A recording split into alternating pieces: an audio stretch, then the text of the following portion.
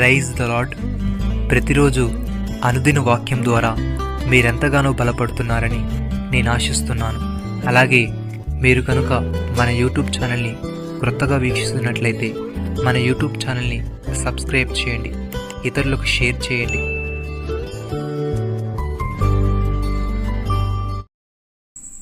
ఎవడైనను ఈ కొండను చూచి నీవెత్తబడి సముద్రంలో పడవేయబడమని చెప్పి తన మనసులో సందేహింపక తాను చెప్పినది జరుగునని నమ్మినేడలా వాడు చెప్పినది జరుగునని మీతో నిశ్చయముగా చెప్పుచున్నాను. మార్కు సువార్త 11వ అధ్యాయము 23వ వచనము. ప్రియమైన సహోదరి సహోదరులారా, విశ్వాసంతో చేసే ప్రార్థన యొక్క శక్తి గురించి యేసయ్య ఇక్కడ చెప్తున్నాడు. మనం ప్రార్థిస్తే దేవుడు జవాబులు ఇస్తాడని, మనం నమ్మితే దేవుని కార్యాలు మన జీవితంలో జరుగుతాయని ఆయన తెలియజేస్తున్నాడు. దేవుని కార్యాలు మన జీవితంలో జరగకుండా, దేవుని అద్భుతాలు మనం చూడకుండా మనకు అడ్డుపడేది మనలో అపనమ్మకమే అని మనం గ్రహించాలి. యేసయ్య ఈ లోకంలో జీవించినంత కాలము తనను ఈ భూమి మీదకు పంపిన పరమతండ్రి యందు నమ్మిక ఉంచి లెక్కలేని అద్భుత క్రియలు, ఆశ్చర్య కార్యములు జరిగించాడు. దేవుని నామాన్ని తన ద్వారా మహిమపరిచాడు. అరణ్యంలో 5 రొట్టెలు 2 చేపలను పట్టుకొని ఆకాశం వైపు కనులెత్తి ఆశీర్వదించి 5,000 మందికి పైగా తృప్తిగా తిని మిగిలేలా అద్భుతం చేశాడు. తన మాట ద్వారా చనిపోయిన వారిని సైతం బ్రతికించాడు.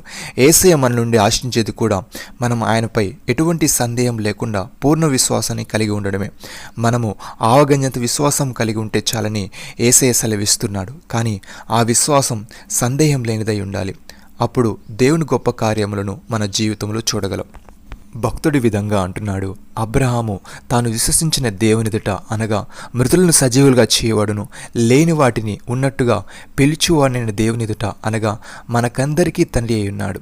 ఇందును గూర్చి నేను అనేక జనములకు తండ్రిగా నియమించుతిని అని వ్రాయబడి ఉంది. నీ సంతానము ఇలాగుండునని చెప్పిన దాన్ని బట్టి తన అనేక జనములకు తండ్రి అగునట్లు నిరీక్షణకు ఆధారం లేనప్పుడు అతడు నిరీక్షణ కలిగి నమ్మెను. మరియు అతడు విశ్వాసమందు బలహీనుడు కాక రమారమి 100 ఏళ్ల వయసు గలవాడై ఉండి అప్పటికి తన శరీరము మృతతుల్యమైనట్టును శారా గర్భమును మృతతుల్యమైనట్టును ఆలోచించను గాని అవిశ్వాసం వలన దేవుని వాగ్దానం గురించి సందేహింపక దేవుని మహిమపరిచి ఆయన వాగ్దానం చేసిన దానిని నెరవేర్చుటకు సమర్థుడని రూఢిగా విశ్వసించి విశ్వాసం వలన బలము నొందెను. ప్రియమైన సహోదరి సహోదరులారా, మీ విశ్వాసంలో కలుగు పరీక్ష ఓర్పును పుట్టించిన ఎరిగి మీరు నానా విధములను శోధనలో పడినప్పుడు అది మహా ఆనందమని ఎంచుకోండి. మీరు సంపూర్ణులను అరుణాంగులను ఏ విషయంలోనైనాను కొదువు లేని వారునై ఉండినట్లు ఓర్పు తన క్రియను కొనసాగింపనీయుడి. మీలో ఎవనికైనాను జ్ఞానము కొదువుగా ఉన్న ఎడల అతడు దేవుని అడగవలను, అప్పుడు అది అతనికి అనుగ్రహింపబడును. ఆయన ఎవరినీ గద్దింపక అందరినీ ధారాళముగా దయచేవాడు. అయితే అతను ఎంత మాత్రమును సందేహపడక విశ్వాసముతో అడగవలను. సందేహించువాడు గాలి చేత రేపబడి ఎగిరిపడు సముద్ర తరంగమును పోలియందును. అటు మనుష్యుడు దివనసుకుడై తన సమస్త మార్గములందు అస్థిరుడు గనుక ప్రభువు వలన తనకేమైనా దొరుకునని తలంచుకొనరాదు. నమ్మిన వారు నాతో కలిసి ప్రార్థనలో ఏకీభవించండి. మమ్మల్ని మికిలిగా ప్రేమిస్తున్న మా ప్రియ పరలోకపు తండ్రి, విశ్వాసంతో ప్రార్థిస్తే అద్భుతాలు జరుగుతాయని, అపనమ్మకం లేకుండా అడిగితే ఆశ్చర్యకార్యములు జరుగుతాయని నీవు సెలవిచ్చిన మాటను బట్టి నీకు స్తోత్రములు తండ్రి.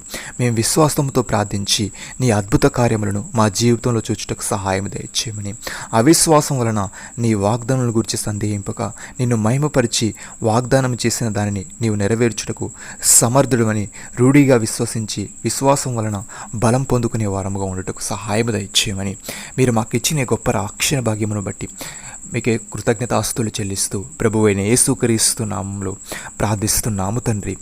ఆమేన్.